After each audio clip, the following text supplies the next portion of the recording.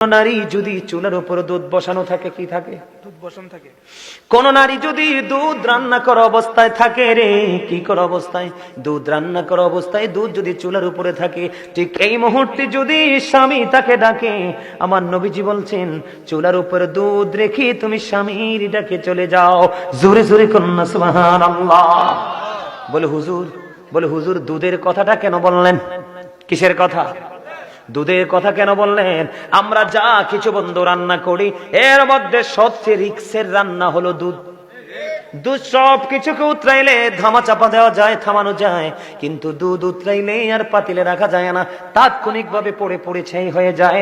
আমার নবী যে এই জন্য বলেছে দুধ যদি তোমার চুলার উপর থাকে, তারপরেও স্বামীর ডাক দিলে তুমি দ্রুত চলে যাও, স্বামীর ডাক কি তুমি বিলম্ব করো না।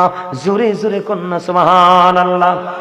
নারীদেরকে মনে রাখতে হবে, বন্ধু নারীদেরকে মনে রাখতে হবে, the wives paradise under the feet of the husband. প্রত্যেকটা নারীর জান্নাত হলো তার স্বামীর পায়ের নিচে। জোরে জোরে কন্যা সুবহানাল্লাহ।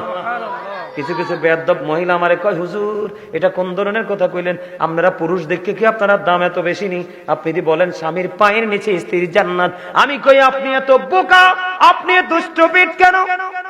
মূলত বন্ধু স্বামীর পায়ের নিচে জান্নাত নয়, মূলত জান্নাত হলো স্বামীর সন্তুষ্টিতে।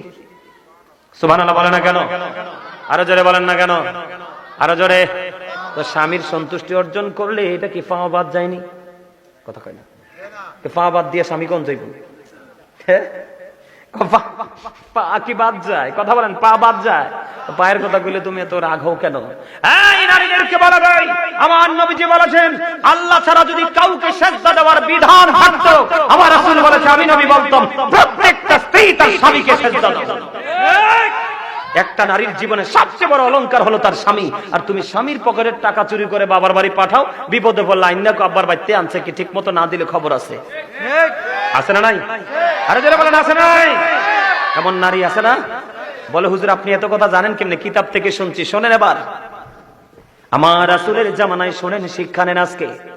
মা বোনদেরকে বলবো, সাতবাড়িয়া গ্রামের আমার মা বোনেরা সবাই শুনো, তুমি টাকা দাও, সমস্যা নাই। স্বামীকে বলো স্বামী গো আমার বাবার সমস্যা যদি থাকে, ভাইয়ের সমস্যা, আমার ছোট বোনের সমস্যা, তুমি তো জানো তোমার স্বামী অত্যন্ত অনেস্ট, ঠিক কিনা বলে?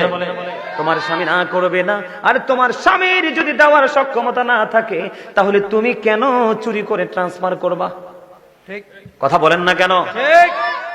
বন্ধুরে আমার দিকে তাকান।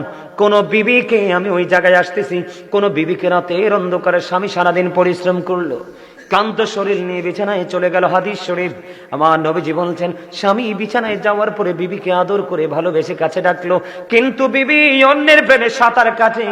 স্বামী ডাক দেওয়ার পরনে বন্ধ, মুখটা উল্টো দিকে ঘুরাইয়া দিল, আর স্বামীর কলিজায় এত ব্যথা পাইল রে বন্ধু, স্বামী দ্বিতীয়বার কষ্ট পেয়ে আর তাকে ডাকলো না।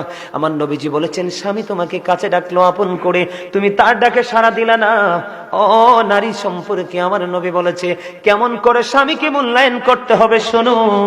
আমার নবীজি বলছেন তুমি যখনই স্বামী কথাটাকে ওভারটেক করে মুখটা উল্টো দিকে ঘুরিয়ে দিলা, তখন থেকে বন্ধু ওই লানতের ফেরেশতা ওই নারীকে লানত কন্টিনিউ দিতে থাকে। জোরে জোরে কন্যা নাউজুবিল্লাহ। এখন অনেক স্বামী এরম আছে না?